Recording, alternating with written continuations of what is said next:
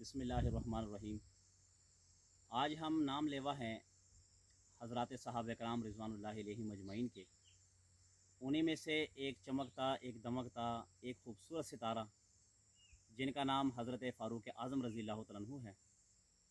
आप रज़ियल्लाहु तआला अन्हु मदीना के वाली थे, मदीना के वज़ीर आज़म थे। जिस वक़्त आपके दौर में कहत साली आई तो आपने अपनी ज़ाती ऊँट, जो आपके ज़ाती ऊँट थे वो 15 से 20 थे, आपने अपने ग़ुलामों को हुक्म दिया, नौकरों को हुक्म दिया कि ऐसे करो, जाकर इसको बाहर लेकर जाओ और अवाम को इसको अवाम में सदका कर दो, अवाम में तकसीम कर दो।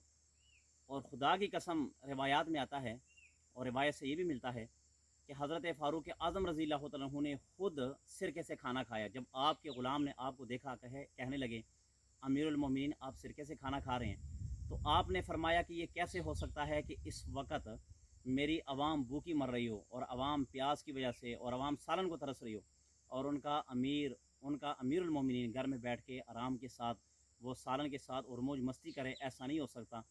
कहना ये चाहता हूँ कि जनाब वज़ीर-ए-आज़म इमरान खान से अपील है कि देखें इस वक्त अल्लाह की कसम कितने ऐसे घराने हैं कि जिसमें फाके गुजर रहे हैं, गरीबों को काम नहीं मिल रहे हैं। इस वक्त अपने घरों में खुदकुशियों के मातम इस वक्त अपने घरों में रचा रहे हैं। जिस घरों में कभी रक्स हुआ करते थे, कभी उन घरों में खुशियाँ हुआ करती थी, आज उन घरों से लाशें उठ रही हैं। कभी पूछा जाता है कि ये किस वजह, किस बुनियाद पर ये लाश इस घर में आज मातम बन रही हुई है, तो कभी इनको कहा जाता है ये कि आज इनके बाप ने खुदकुशी की कि 5 बेटियां हैं और इनके पास घर का चलाने का ख़र्चा नहीं है। और कभी कोई वज़ीर-ए-आज़म होश के सामने अपने जिस्म को खुद सोजी करता है, जला देता है। सिर्फ किस बुनियाद पर? इस बुनियाद पर कि हमारे घर में क्या है, इस वक्त फाके हैं।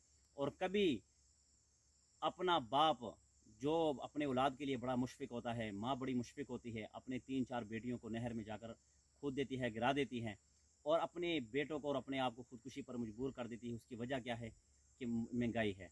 तो खुदारा अपनी आवाम का ज़रा कुछ सोचिए। वज़ीर-ए-आज़म इमरान खान साहब, आप बहुत ही अच्छे आदमी हैं, मगर आपको इस बात पे सोचना पड़ेगा कि इस वक्त मेरी आवाम के साथ क्या हो रहा है और आवाम के साथ क्या बीत रही है।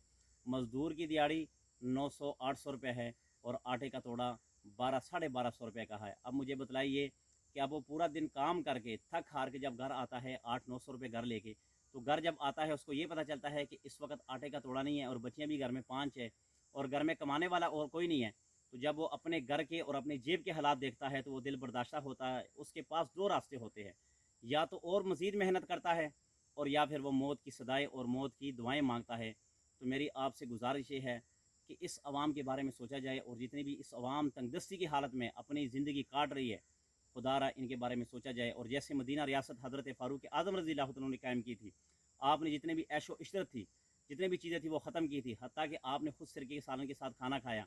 और जितनी आपकी रियाया थी, आपने रियाया को कहा कि मसावी ज़िंदगी गुजारो, जैसे अवाम खाना खाएगी वैसे आप भी खाएंगे। तो लिहाजा जितने भी पार्लियामेंटों में बैठे हैं, इनकी तनहाओं को ज़रा कम करके ये अवाम की तरफ लगा दी जाए, क्योंकि इनको हमने मुंतखब किया, इनको हमने वोट दिए कि जाके पार्लियामेंट में जाके हमारी हक़ की बात करें, हमारी आवाम की बात करें, हमारे अवाम की ज़िंदगी और सहूलियात की बात करें।